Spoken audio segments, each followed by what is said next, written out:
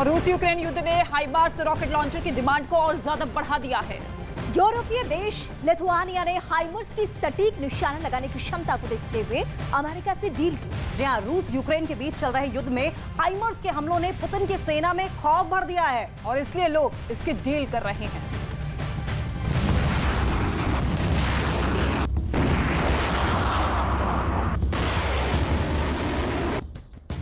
हाइमार्स क्यों डिमांड में हैं?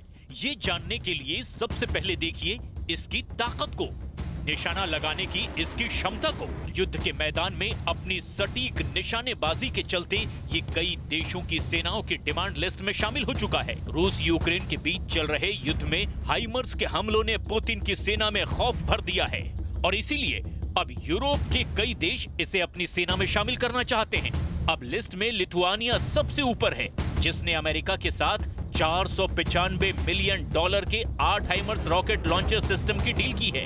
M142 हाइमार्स एक हल्का मल्टीपल रॉकेट लॉन्चर है, जिसे 1990 के दशक के आखिर में यूनाइटेड स्टेट्स आर्मी के लिए बनाया गया था। हाइमार्स में 6 GMLRS रॉकेट या एक ATACMS मिसाइल के साथ एक पॉड होता है।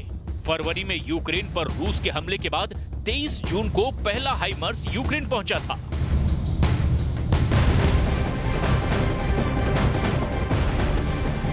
और इस वक्त अपडेट हम आपको ये कर दें कि रूस और यूक्रेन के बीच कैदियों की अदला बदली शुरू हो चुकी है। जी हां, दोनों ही देशों ने एक दूसरे के कुछ कैदियों को रिहा कर दिया है।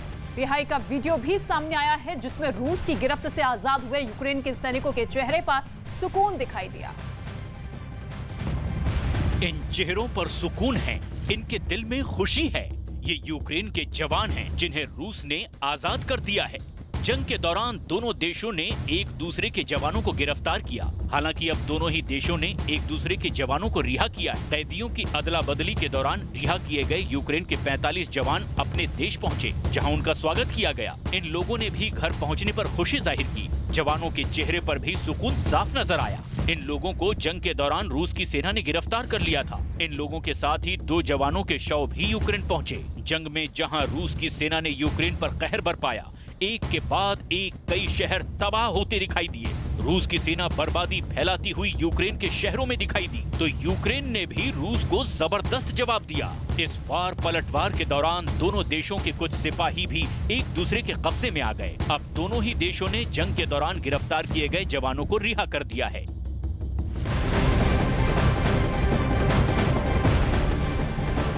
रूस यूक्रेन जंग के मैदान से एक और बड़ी अपडेट सामने आ रही है। बेलारूस में रूस के सैनिकों की ट्रेनिंग की तस्वीरें अब सामने आई हैं। ये ट्रेनिंग बेलारूस की सेना के ट्रेनिंग ग्राउंड से सामने आई है। इस दौरान जवानों को दुश्मन से लड़ने के साथ ही मनोवैज्ञानिक ट्रेनिंग भी दी गई।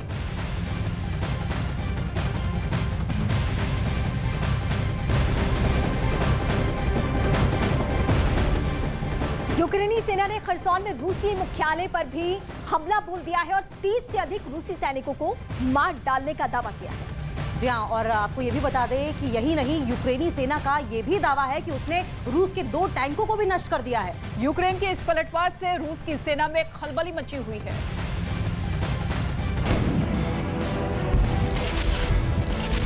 यूक्रेनी सेना ने 11 नवंबर को खेरसान के चेरवोनी मायक गांव में रूसी सेना के मुख्यालय पर सटीक हमले किए, जिसमें यूक्रेन के दावे के मुताबिक 30 से अधिक रूस के सैनिक, 2 टैंकों और 4 ट्रकों को नष्ट कर दिया।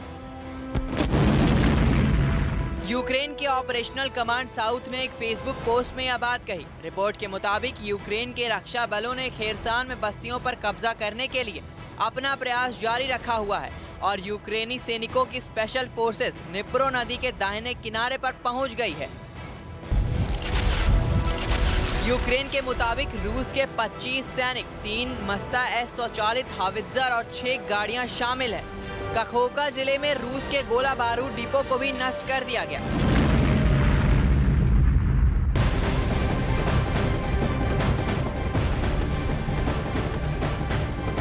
और रूस यूक्रेन युद्ध से जुड़ी बड़ी खबर सामने आ रही है। रूस के जवानों की ट्रेनिंग का वीडियो सामने आया है। ये वो जवान हैं जिन्हें मोबिलाइज के तहत रूस की सेना में शामिल किया गया और यहां से इन लोगों को युद्ध के मैदान में हथियार चलाने की ट्रेनिंग भी दी जा रही है।